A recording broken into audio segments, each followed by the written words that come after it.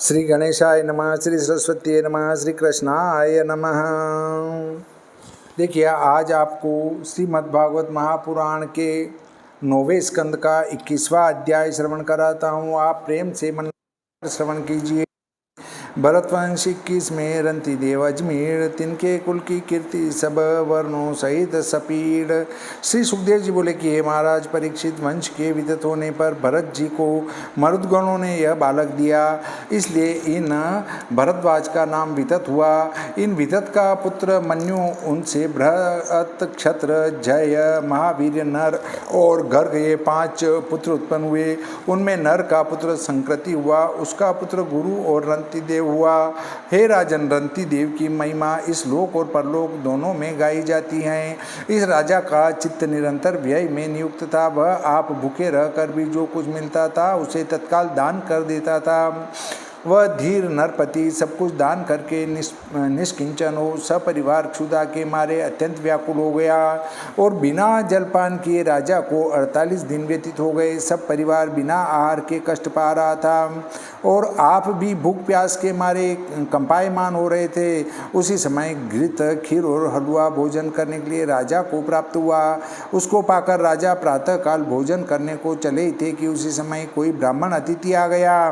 तो राजा ने श्रद्धापूर्वक सर्वदेवमय भगवान हरि को देखते हुए आदरपूर्वक उस ब्राह्मण को भी उस सब अन्न में से विभाग करके दिया और वह ब्राह्मण भोजन करके चला गया।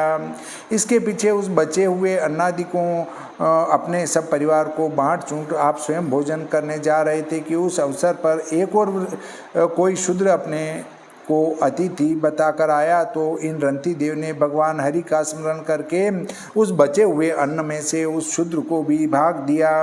एक शूद्र अतिथि आकर विदा हो चला गया कि इतने में ही और एक जन बहुत सारे कुत्तों को साथ लिए अतिथि बनकर वहां आया और आकर बोला, मैं इन सब कुत्तों के साथ बहुत ही भूखा हूँ, अतः इस यूथ के सहित मुझको तुम आहार दो।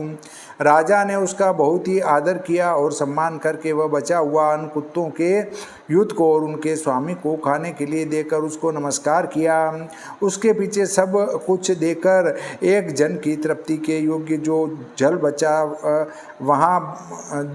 वहाँ बचा था उसके ही पीने का राजा ने उद्योग किया कि इतने में ही एक पुलकस चांडाल आया और करुणा सहित यह वचन बोला कि हे महाराज, मैं बहुत थक गया हूँ, मुझ अशुभ पुरुष को कुछ जल दीजिए।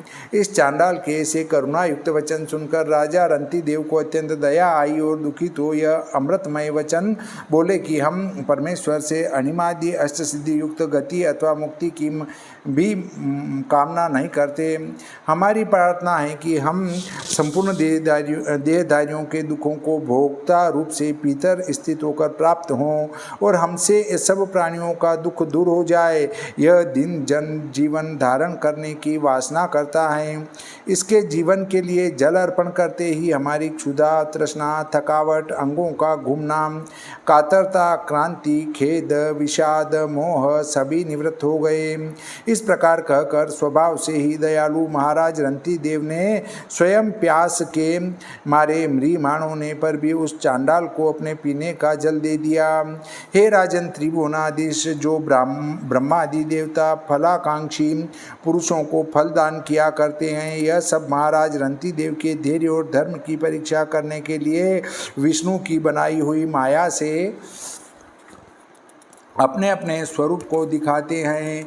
परंतु महाराज रंती देव ने इन सब देवताओं को नमस्कार किया और निसंग व स्पृहा रहित होकर केवल भगवान वासुदेव को अर्पण कर दिया। इसलिए उन्होंने ब्रह्मादि देवताओं से कुछ भी नहीं चाहा। हे राजन, रंती देव के ईश्वरातिरिक्त और किसी फल की इच्छा न करने पर अपने चित्त को ईश्वरालंबित करने से उनके निकट गुणमयी माया स्वप्न के समान आत्मा में ही विलीन हुई थी। उसके अनुगामी जनगण इस राजा रंती देव के संसर्ग प्रभाव से सभी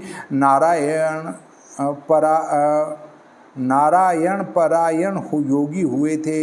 हे कुरुश्रेष्ठ, मन्यु के पुत्र नर का वंश कहाँ गया?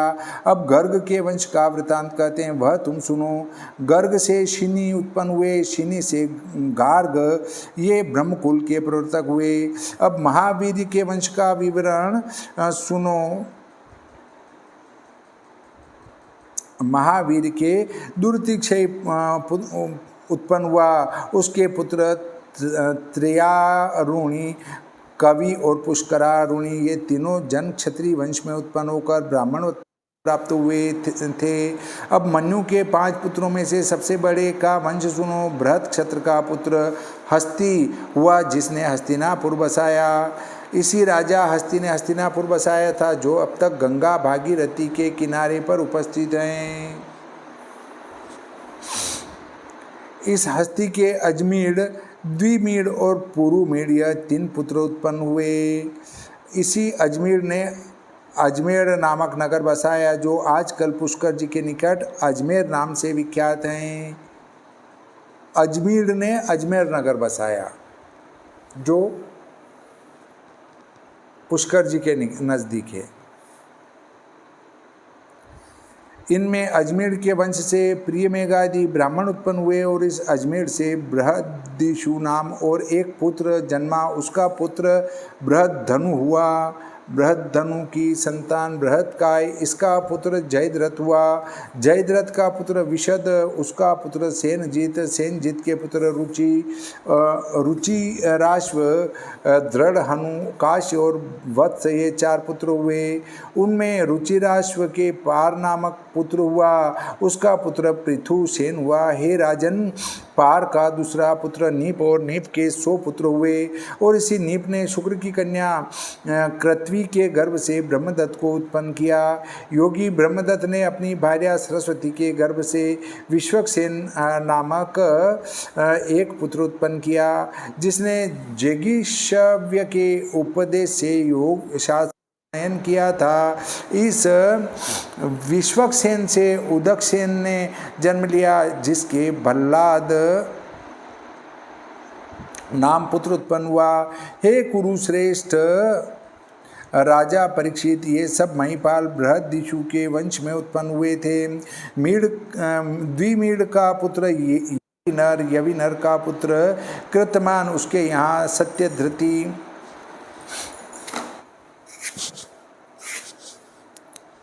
सत्यधृति नामक पुत्र जन्मा। सत्यधृति का पुत्र धृष्टनेमि और धृष्टनेमि का पुत्र सुपार्श्व हुआ। सुपार्श्व से सुमति ने जन्म लिया। उसका पुत्र सन्नति, उसका पुत्र कृति, उसने हिरण्यनाभ से योग विद्या सीखकर प्राच्य साम की 6 संहिताओं का विभाग करके उनको पढ़ाया।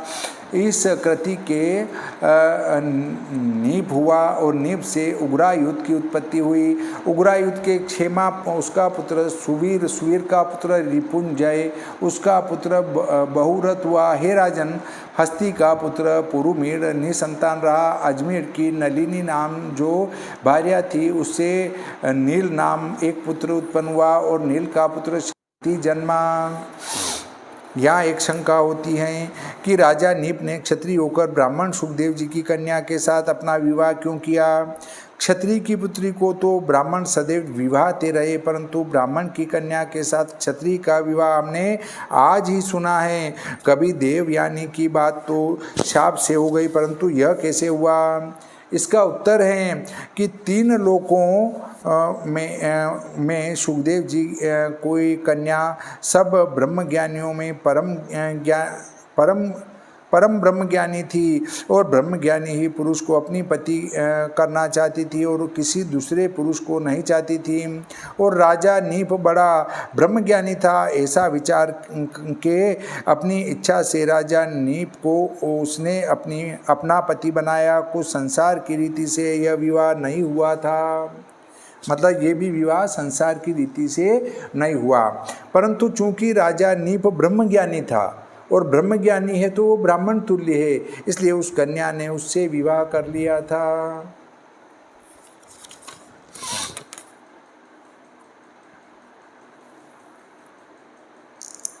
शांति का बेटा सुशांति, सुशांति का पुत्र उरुज और उससे अर्क ने जन्म ग्रहण किया। अर्क का पुत्र भर्म्याश्व और उसके मुद्गलादि 5 पुत्र उत्पन्न हुए, अर्थात मुद्गल, यविनर, बृहदश्व, काम्पिल्य और संजय, ये 5 पुत्र जन्मे। भर्याश्व ने इन पुत्रों को देखकर एक समय कहा था कि हमारे ये 5 पुत्र 5 विषय की रक्षा करने में समर्थ हैं, ये पांचाल देश का पालन कर सकते हैं। इसी कारण इन पुत्रों की पांचाल संज्ञा हुई और पांचाल देश इनके ही नाम से प्रसिद्ध हुआ। और मुद्गल से मोदगल्य गोत्री ब्रह्मकुल हुआ। भर्याश्व के पुत्र मुद्गल से शुभ नर मिथुन ने जन्म लिया। इनमें दिवोदास और नर और अहल्या नाम नारी हुई थी। उसी समय अहल्या में गौतम जी से शतानंद की उत्पत्ति हुई। शतानंद का पुत्र सत्यधृति हुआ। यह धनुर्वेद को भली भांति से जानता था। उसका पुत्र श्रद्धान हुआ, जिसका वीर उर्वशी के दर्शन से शरकंडे के समूह में गिरा था। और फिर इसी वीर से एक शुभ जोड़ा उत्पन्न हुआ। जब शांतनु राजा मृगया करने को गया, तब उसने देवातीश जोड़े को देखा और दया के वश वो अपने घर ले आया। उस नर मिथुन में से बालक का नाम कृप और बालिका का नाम कृपी हुआ, जो कि द्रोणाचार्य की स्त्री हुई। श्रीमद्भागवते महापुराणे नवम स्कंदे भाषा टीकायां वंशानुवर्णने 21 अध्याय। श्री सरस्वती मैया की जय, श्री कृष्णचंद्र भगवान की जय, गणपति जी महाराज की जय, श्री रामचंद्र भगवान की जय, बजरंग बली की जय।